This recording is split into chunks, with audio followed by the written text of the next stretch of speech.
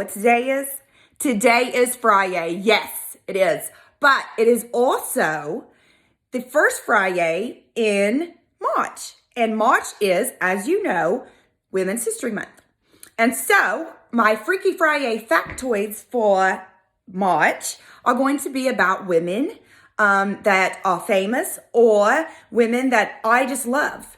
And that you might not know, but you will know after I get through with my factoids. So let's dive right in. I'm going to show you a picture first. It's a side-by-side. There's two women here. One who's kind of stern, and you can definitely tell it's a picture from yesteryear. And you may not know who she is right yet, but you will. And the one on the right is a picture of one of my really good friends. And if you are local, you probably do know her, but don't yell it out for everybody else. Don't ruin the surprise. So, but these two ladies have a lot in common, believe it or not, because they don't look like they should, but they do. So take a look. Here they are.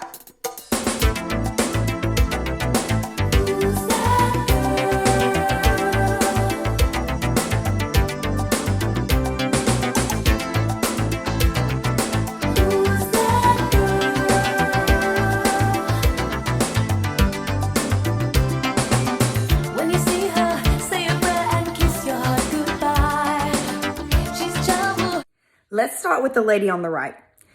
Some of you may know. That's my girl. That's my girl that I'm not going to tell you her full name, but I'll tell you my pet name for her, and that's Tia Marie B. So Tia Marie B, believe it or not, has a lot in common with the lady that's kind of scary looking on the left. And not only that, but Tia Marie B probably needs to thank the lady on the left. And Tia Marie B, she's pretty smart. She probably knows why. Tia Marie B is an attorney, and she's a really good one. An attorney, or as you might call them, a counselor, and or as you might call them, a lawyer, or across the pond, they call them barristers. And I love her. I adore her. She is a great attorney, and she's very passionate about what she does.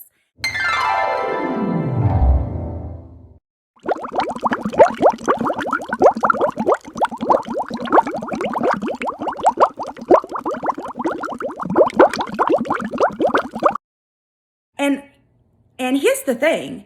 Attorneys are people too. Like, they have lives outside of the courtroom. Or outside of their offices. Like Tia B, for instance. Here's a picture of her in real life. That's what I call it, like real life.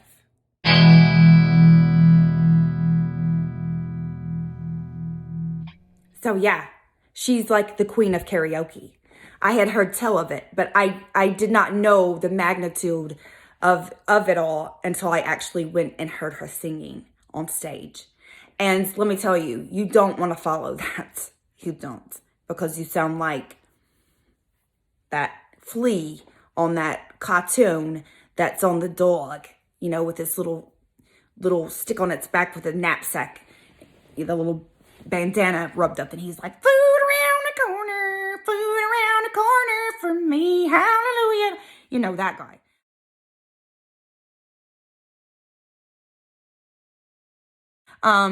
But because Tia Marie B has the lungs of a newborn baby crying for its mother. It's like, Mom!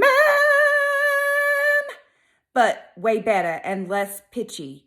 I need some lemon juice. But anyway, the best way I can describe her voice is she has, let's say it's a mesh of Winona Judd, Aretha Franklin, and Janis Joplin. And those are amazing women. And that's her voice. That's the best way that I can think to describe her voice. And her makeup is always on point. Like, it's perfection. The makeup. She looks like she just walked out of the Estee Lauder counter from one of those makeovers that you get before prom or whatever. I haven't had one of those in years because God knows I've not been to a prom, and I don't even want to talk about that. The point of all this is that she's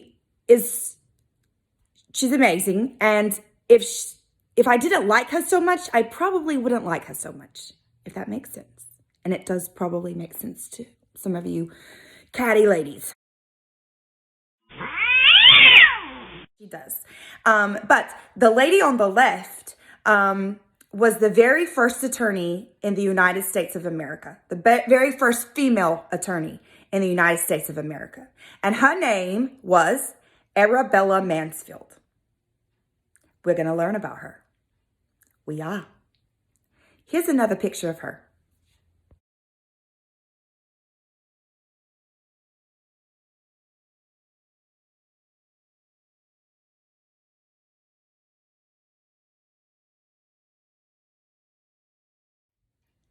So some interesting factoids about Miss Arabella is that she was born Belle Aurelia Babb, okay?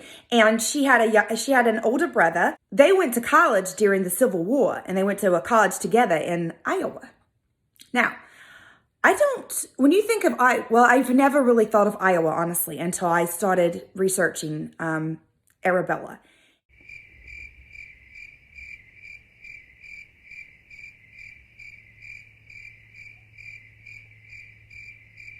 You hear, oh, hi, I'm from Iowa. And you're like, what else is in Iowa besides you and your family? But anyway, so this all happened in Iowa. They're in college, Arabella and her brother. And she's really smart.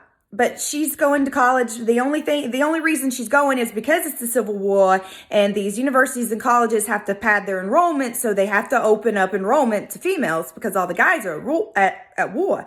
And so she's there trying to get her education degree. Her brother's there trying to get his law degree. Well, guess what? They both get through in 3 years. He gets his law degree, and she gets her education degree, except here's the thing. She graduates at the very top of the class. She's the valedictorian, and her brother is the salutatorian. Not too shabby, but she was better than him academically. Okay, so what's so great about that? Well, he becomes a lawyer and takes her on as an apprentice, and she's reading the law, meaning she's kind of like his clerk and, like scheduling him and stuff and his go-to person, his law clerk, basically. But while she's doing all that, she's soaking it up. And she's teaching herself the law. She's a self-taught woman. And so, because she's that intelligent. And in 1869, even though the law says she should not and could not, that the bar exam was only open to males age 21 and up, Arabella goes and she takes the bar exam. Guess what? She not only takes it, she passes it the first time. She not only passes it the first time, she blows it out the water. She has super high scores, right? And she's all excited. She's like, yes, I passed the bar. And nobody thought a woman could pass the bar. Guess what? The state of Iowa says, you should never have taken it, lady. That's your problem. Sorry for you. We don't care. We don't care how good you scored. So guess what? You don't get to become a lawyer. And she said, what? You can just sit back and hide and watch, Mr. Law People. And she filed suit against the state of Iowa. And she wins.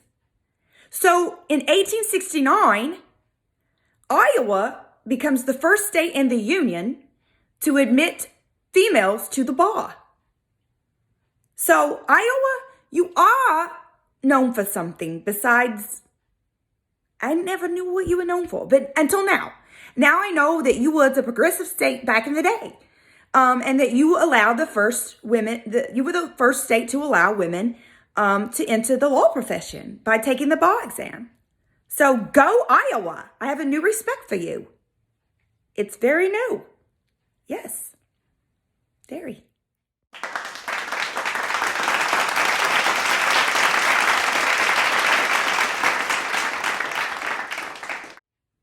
Some smart ass out there is going to say this, so I'm just going to go ahead and get it out there. They're going to say, when I tell them this next factoid about Arabella, they're going to be like, oh, that's just like a woman, you know, making all this stink and filing the suit and everything and getting away and then not even following through with it. But that's, chalk that up to stupidity and idiocracy. But anyways, so it's true. She did not become a lawyer. I don't think she ever wanted to be one. She enjoyed reading the law, but I don't think she wanted to ever practice. But that's not the point. And yes, she was trying to prove a point. She, Arabella, believed very strongly and was had a lot of conviction about something that I myself do and that every red-blooded American should have. And that is the Constitution of the United States of America. And the Constitution of the United States of America puts us all, male, female, no matter how you pee, standing up, sitting down, no toilet paper. It puts us on a level playing field. And she was trying to say, we as a nation would be better if we acknowledged the greatness and the talents and the knowledge of everyone. Our nation would be better off if we would put those gender-specific stereotypes aside and harness the best of the best within all of us and work together. Because we literally are equal. None of us are better than the other. We all have a capacity to do something in this nation. And she was right. Absolutely. And so, yeah, she was trying to prove a point and she proved it. And because of her and her pioneering spirit, Tia B and Judge J, my girl, this woman right here, they get to live out their passion. They get to do what is important to them in their lives. And they get to do what is right and good and just and what they're convicted to do for other people. And that is a wonderful thing. And they have Arabella Mansfield to thank for that. And I have Arabella Mansfield to thank for something I get to do later this year. It's election year. And guess what Arabella did? Arabella, amongst other things, went into the women's suffrage movement. And she was right there marching along with Susan B. Anthony, and marching for and advocating for women's right to vote. And because of their efforts, I get to vote. And that's important to me. Because my vote should count just like anybody else's that stands up to pee. That's all I'm saying.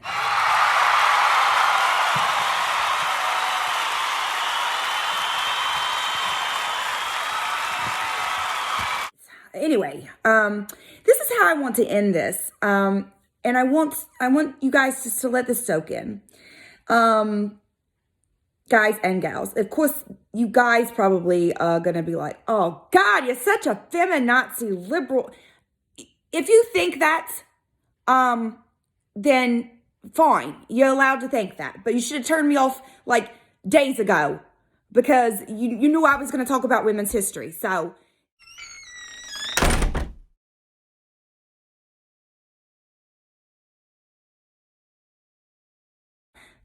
listen. Men are not better than women. Men are not superior to women. And vice versa. Okay? We are all equal in the eyes of God. And we need to start working together in synergy and stop picking each other apart because of our genders and because of our pointing out each other's weaknesses and we're better, no, we're not. We're all humans. But that said, there is something to the grace and, if you will, the scent of a woman, as my beloved Al Pacino would say in his wonderful movie.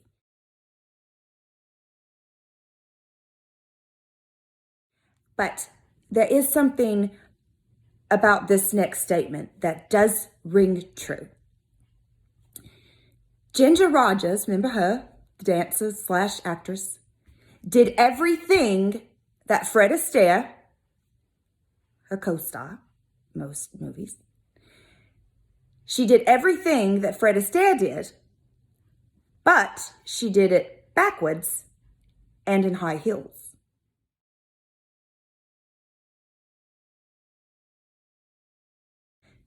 Again, Ginger Rogers did everything that Fred Astaire did, but she did it backwards and in high heels.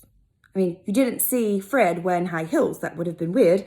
And, I mean, he had on his little flat, manly, like, dance shoes. Like, tap, tap, tap, tap. But she was like, she could have broke her ankle thousands of times. Maybe she did, that we didn't know.